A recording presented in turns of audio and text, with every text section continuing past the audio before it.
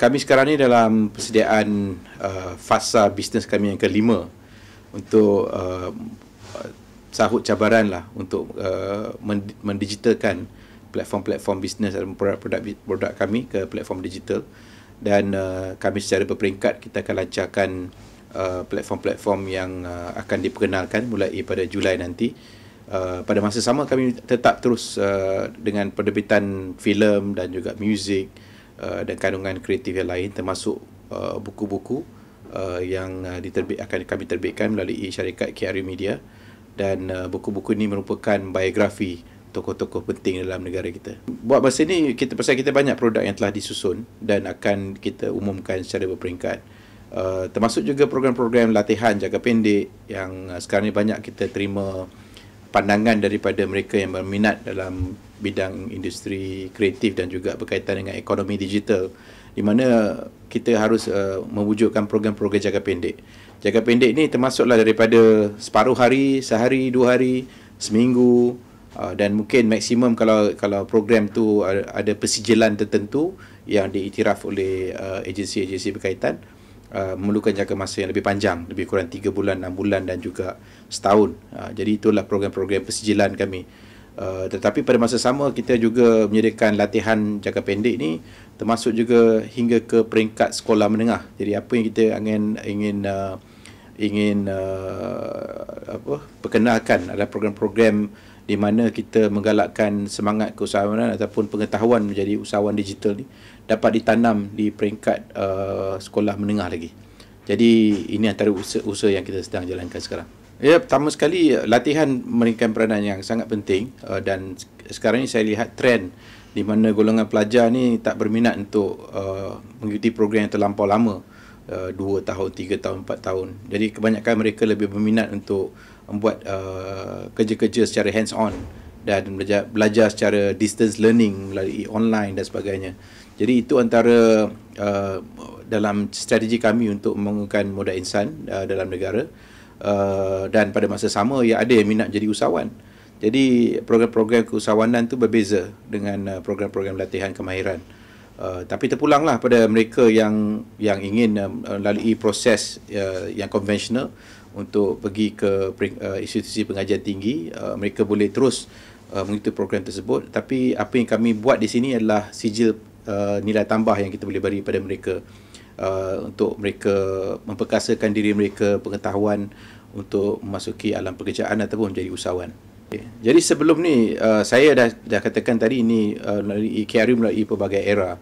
Era pertamanya lah bila saya, Yusri dan Adri menjadi kumpulan penyanyi, penulis lagu dan juga penerbit muzik. Itulah era pertama kami. Era kedua apabila kami tubuhkan syarikat rakaman, syarikat penerbitan kandungan televisyen dan juga syarikat penerbitan acara. Era ketiga lah kita terbitkan filem. Ya, filem-filem seperti Cicak Man, Majika, Hikayat Merumah Wangsa dan sebagainya. Era keempat apabila kami tubuhkan KRU Academy dan juga studio animasi kami, termasuk jugalah penubuhan Yayasan KRU.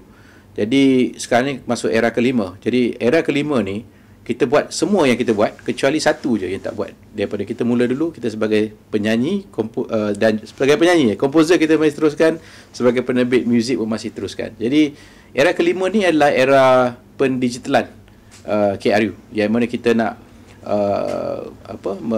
memperluaskan lagi pasaran, memperbanyakkan lagi kerjasama dengan pelbagai pihak, di mana kami akan perkenalkan platform-platform digital untuk platform e-dagang yang boleh digunakan oleh rakan-rakan dalam bukan saja industri kreatif tapi juga industri-industri yang lain. Ini termasuklah industri pelancongan, industri pendidikan, industri kewangan dan sebagainya. Jadi sebenarnya banyak kita nak lakukan dan kita akan laksanakan secara berperingkat, dan produk-produk platform digital ni akan diperkenalkan dari masa ke semasa. Pertama sekali saya merasakan rakan-rakan dalam industri pelancongan ni akan banyak kita perlu wujudkan kerjasama. Ini kita dalam satu era di mana kolaborasi memainkan peranan utama untuk kita maju ke depan. Kita tidak melihat di mana satu era dulu mungkin yang pentingnya bagaimana kita membina satu empire yang kita cuba kawal dan kekang daripada membuatkan kerjasama, jadi kita menjadi lebih besar dan mengalahkan pesaing kita yang kecil. Tetapi sekarang ni, zaman sekarang ni tidak begitu. Zaman sekarang ni yang mereka pesaing-pesaing kecil ni boleh jadi rakan kongsi kita pula. Dan kita perlu ada banyakkan kolaborasi untuk membantu satu sama lain. Jadi bagi kami dalam industri kreatif, kami merasakan bahawa kelebihan yang ada dalam industri kreatif ni, kita boleh ada tarikannya tersendiri. Kita ada jumlah tontonan yang tinggi dengan pengaruh filem, muzik dan sebagainya, ataupun acara-acara yang kita terbitkan, dia akan menarik minat penonton. Dan apabila kita dapat tarik minat penonton, bermakna kita juga akan boleh membantu apa jua produk dan perkhidmatan yang disediakan oleh rakan-rakan kita dalam dunia perniagaan, termasuk dari industri pelancongan. Jadi bagi kami sebenarnya, kita sekarang ni masih teruskan penerbitan filem dan sebagainya. Contohnya filem animasi yang kami terbitkan sekarang, yang diberi judul Zan Orangutan. Ia melambangkan, kita cuba mencari satu ikon baru untuk kita perkenalkan di peringkat antarabangsa. Kerana kami telah terbitkan 2 filem animasi sebelum ini, tidak begitu menonjol identiti kemalaysiaannya. Jadi kita perlu ada satu identiti, satu ikon yang boleh katakan sebagai Mickey Mouse Malaysia ni. Jadi saya merasakan karakter orangutan ni sesuai untuk diketengahkan, dan pada masa sama kita perlu sampaikan penceritaannya agar ceritanya lebih universal. Jadi itu yang sebenarnya kita sedang usahakan sekarang, dan saya berharap ini juga akan membantu sektor pelancongan melalui ikon dan juga karakter animasi yang akan kita perkenalkan. Okey, kepada semua penonton di luar sana, jangan lupa subscribe Santai Travel Channel sekarang.